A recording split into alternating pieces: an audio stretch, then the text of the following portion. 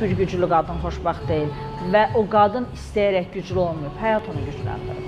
Mən də bir şey deyəcəm, çox özür istəyirəm. Əslində biz ən kiçik şeylərin belə dəyərini bilmirik. Bu bizim sağlığımızdır, aldığımız nəfəsdir. Məncə çox neqativə yüklənməyək. Əgər sağlıq varsa, əl, ayaq varsa, əgər yaşamaq üçün bir səbəb varsa, bu sizin övladınız ola bilər, bu sizin ailəniz ola bilər. Bir dənə fikir bildirim, psixoloq.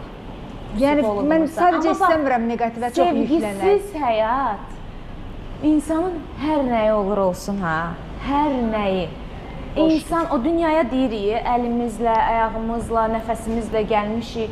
Allaha çox-çox şükürlər olsun ki, Allah sağlam şəkildə bizə icazə verir ki, həyatımızı davam edək.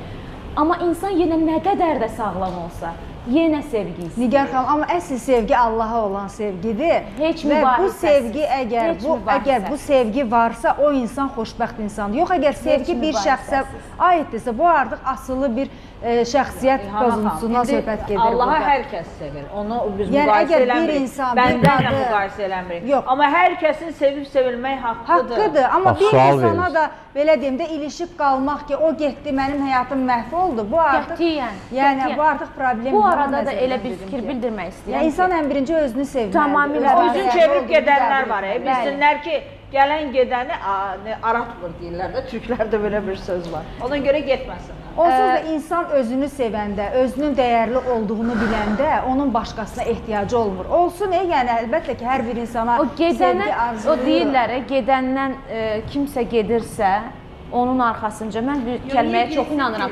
gedənin arxasınca ağlamaq olmaz. Getməsin, Mehriban xanım. İstəyir gedənin rəhmətə dalınca gedən, bütün çünki bu arzularını dinimizdə belə deyir, istəyir ayrılan insan